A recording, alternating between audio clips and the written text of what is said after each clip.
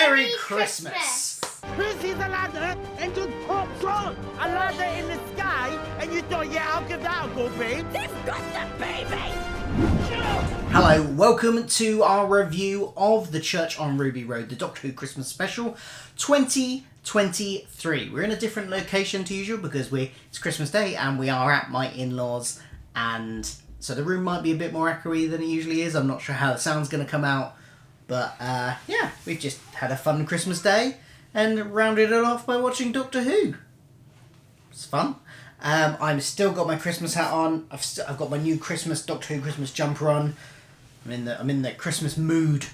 So this episode, the first full episode of Ncuti Gatwa's Doctor, and I think he did a very good job. What do you think? Definitely.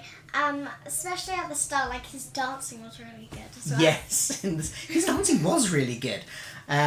We'd had that small clip in the trailer of him dancing, but it was a bit of a longer bit than that, and he really went for it. And yeah, he's got some moves. I'm sure we'll be seeing more of those moves later on in the series as well. I just love he's got a great energy, I think, and I thought I really liked him in the giggle, but I think then it was quite, I didn't say this in the review because it didn't strike me till later, but he was I realised watching this one quite how full on he was in that one, and it was kind of like a bit of I think contrasting him against the 14th Doctor, David Tennant, made it he had that kind of post-regeneration skittiness, whereas there's moments of calm in this episode which I quite like as well, but he still has that energy. What about Ruby Sunday? What do you think of her? Definitely. If you had to pick between the Doctor or Ruby Sunday, which one would you pick? Like, as my favourite in the episode? Yeah, as an actor and everything. I think they both did a really good job. They both had some moments where they were... they had some quieter moments, some more emotional moments, some fun energy moments. But I think I'd have to give it to Ncuti Gatwa's Doctor, I think. Slightly topsy. What about you? Ruby, definitely. Yeah, why is that? Well, for loads of different reasons. First of all, because she's fine with just jumping off a house into a ladder in the sky. She's fine with that. At some point. One thing I did wonder about her was it was slightly... She had some kind of quieter moments where she felt like a real character, like a human character. Russell's really good at writing, just actual real people.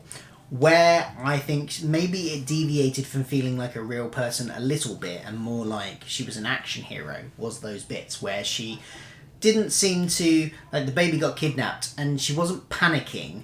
Not that she should panic and be immobilised by the panic, but she didn't seem in any particular rush to move. She was pausing and waiting and looking around, and I don't know, it didn't quite feel like that was true to how a human who had never experienced this stuff before would act. But it wasn't a major sticking point for me. It was just like one of those moments where I went, not sure that was quite right, but it still worked, I think. What do you think about the goblins? Good. Also, we're just going back to that a minute because I have some stuff to say. So yeah, it's also about the goblins a bit. She was getting a lot of bad luck. Yes. A lot, but she, at the end, she probably knows now that she doesn't have the bad luck. It's just the goblins trying to, I don't know, do something to her. Yeah, Try and I like hurt the her. way they introduced that. They're kind of goblins. You just saw these creepy little hands. I like the way they introduced the goblins gradually like that. That worked. And Davina McCall, of course, almost dying. But as we found out towards the end, saved by the Doctor at the last minute. Mm-hmm. That would have been awkward, killing a real-life celebrity in the world of Doctor Who. I thought it was really good how the episode started, mainly from Ruby's point of view. Russell did this with Rose back at the beginning in 2005, at the beginning of his first era, and it kind of works to introduce a new audience to the Doctor, to have it be through the companion's eyes. What I like is that they still say Mavity. They do still say Mavity, Instead of gravity? Yeah, that seems to be sticking around, that Mavity thing. I wonder how long that will last for. Probably the entire time that Russell T Davies is still in charge, but how long it will last for after that is anybody. Maybe we'll go back and fix it right at the end of this era. Who knows? Yeah, that was quite cool. It's quite cool how he just... he's all tied up and he just talks for a bit and just waits and doesn't untie himself straight away, because I mean he can, because he unties himself afterwards, but it's a bit weird that he just talks so much and then unties himself. Well, the doctor does, the doctor does like to talk, doesn't he? He's leaving it longer. Yeah. Like, to save the baby. So. Yeah, he didn't seem to be in, like, a major rush to save the baby. He was kind of, like, at that point he felt quite casual about it. Maybe a bit too casual. But, yeah, it was good. I liked the stuff in that scene where they were tied up with the goblins. The kind of defensiveness about time travellers as well. And the fact that these goblins, they're not proper time travellers. You know, proper travellers are cool, like, wow. That was good. So, like, I liked the song The goblin was singing. Like, that was really cool. Also, when, like, the curtains opened and there was a giant head, I was like, oh my gosh. I was not expecting that. Yes. The song, I did a reaction to the song when it was first released. And I think I was a bit shocked by the lyrics about eating babies. Because up until that point, that was the first I knew that would be part of the plot. Thankfully, we didn't get to see any babies actually be eaten. But I think I've kind of gotten over that, and it works quite well in the episode, and I love a musical number, and yeah, I enjoyed it. And there was the extra bit because, of course, they released the song beforehand as a single. Didn't get in the charts, unfortunately, for Christmas, but the official UK charts. But it did at some points get to, like, the sales chart, up the sales rankings in Apple, whatever, and the various individual sellers charts. It was there, like, for a day or so. So it did quite well, but just not enough to get in the UK charts. They only did the first part of that song, and then it ended. But then there was a whole bit where the Doctor and Ruby sing too, and that was kind of fun, I think. I enjoyed that. Did you enjoy them singing? Yeah. And they can sing. I just want to go back and a teensy bit where they just fell, like, from the roof. Yeah. Or the floor above. Don't know what you want to call it. They just fell down. And when they were singing, they were just trying to get away. Like, I don't know why Ruby joined in. I don't know what she was feeling at that point.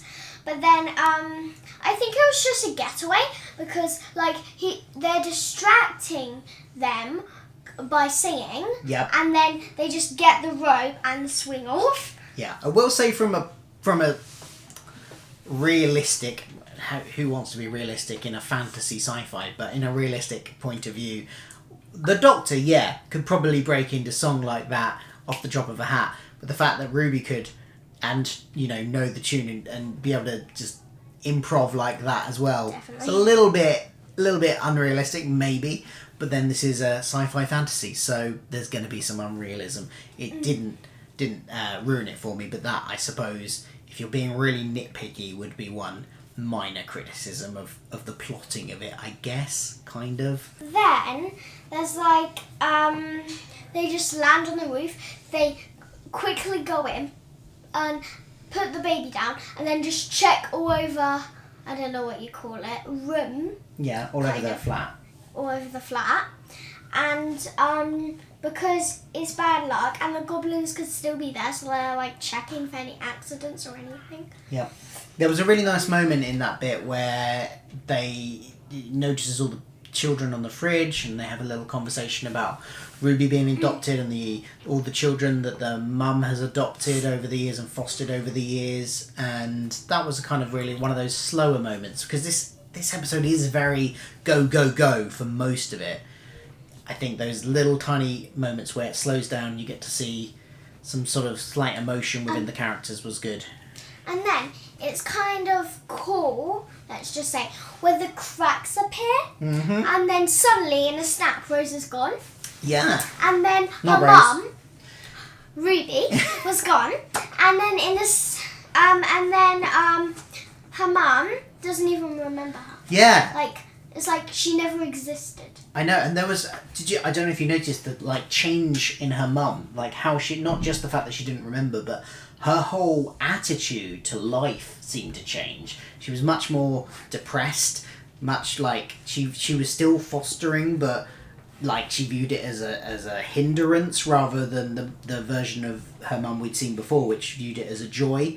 I like the credit to the actor there. She did a great job of doing those two sides, two different timeline versions of that character and making them sort of very different from each other. I really like that. I also really liked in that bit how the Doctor reacted to it, because we saw him genuinely concerned and the worry on his face. I think this episode really did show off Ncuti's acting abilities here, because you had the fun-loving, kind of dancing, crazy Doctor, the high-energy Doctor, but you also had those quieter moments, the moments like this where he's worried and scared and he's serious. There's multiple sides to him in this episode. You get another moment where he talks about being adopted. I can't remember if that's before or after this, but where there's a moment and you see the kind of sadness on his face in that moment as well. So he really does show that he's got multiple sort of strengths as an actor here, I think. And then to save Ruby, he's worked out that the goblins have gone back in time to when she was deposited at the church, and they're going to take her instead of the foster baby from 2023. So he goes back to try and save her, uses the gloves that he had earlier on to They must have, like, died. Died. Oh, yes. They only had, like, 3% battery left. So he was trying to use them to pull down the ship, which didn't seem to match up with how they worked earlier on in the episode, where they were hanging on to the thing and it wasn't pulling down the ship, it was just letting them hold on. So maybe they had multiple settings. I was confused, because maybe there's just like several different buttons where you just press. Some are like let you be light, but you can still heavy enough to hold on, but not pulling down the ship. Yeah, or maybe some settings make you really heavy to pull down the ship. Yeah, could be that. But they start falling out, so he has to jump off the church in order to finish pulling it down, use his added body weight onto the gloves, and it pulls the ship down and skewers the spire of the church, skewers the Goblin King in the middle. And then there's a crying, falling baby. Yes, which thankfully he captures and then leaves it there. He does see the mum of the which confirmed in the voiceover at the beginning. Yeah, but that just it is the back of the head. Yeah, walking away, and he doesn't go and try and find out anything, which is interesting. Doesn't try and approach her. Maybe he would do that if, like, Ruby was, like, there with him. Maybe. And maybe they go off together to find out. Maybe, but he clearly thought it wasn't a good idea to go chasing after her there. Whether he'll regret that is another thing we'll find out, I guess. Yeah.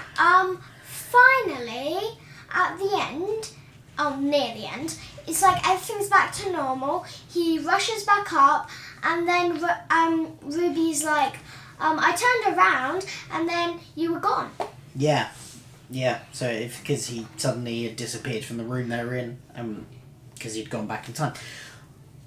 So then she eventually works out that he's a time traveller after he's left the flat, and she rushes down to try and find him, and is pointed in the direction of the TARDIS by her next door neighbour, who seems to not be fazed by this TARDIS disappearing, reappearing thing. Yes, I want to talk about that in a minute. Okay, when we get to the... Yes. But eventually Ruby goes in and goes off with the Doctor. And then we get a post-credit scene of the next door neighbour. And then I was confused. I was like, how does she know this? Like, how does she know about the TARDIS? And then she says... Who is she? Who is she? Because she says, haven't you ever seen a TARDIS before? Why does she know what a TARDIS is? Who is this woman? Oh, it's... Maybe she's like a different time traveller. Maybe. Maybe she's a girl Doctor. Maybe she's another Time Lord. Maybe she's Ruby's mum. Oh, I don't know. I need to make a theory video on all this. Coming soon. But yeah, overall, I thought that was a fun Christmas episode. There was a point in the middle, 2/3 of the way through, where I thought, okay, this is feeling like it's a bit rushed. But then they had the section with the going back in time to rescue baby Ruby, and that kind of rescued it from feeling too rushed, I think. But yeah, I really enjoyed it. I thought it was a good Christmas episode. What do you think? Yeah, it was great. Cool. Let us know what you thought in the comment down below. I forgot to mention this at the top. I briefly recorded the rest of the family, asking them for one quick word on what they thought. So here is my wife. It was okay. A few words. My mother-in-law. Yeah, I enjoyed it. It was good, yeah. A bit unusual, I think. And my father-in-law. Well, it was okay. I enjoyed that. Yeah. Yeah. Anyway, we'll see you for another video soon. Don't forget to click below and subscribe and all that jazz. And check out our reaction to the Season 1 trailer, which dropped after the episode as well. You can check that out, like, here or somewhere. Up there somewhere. Around about here. Somewhere on the screen. Bye!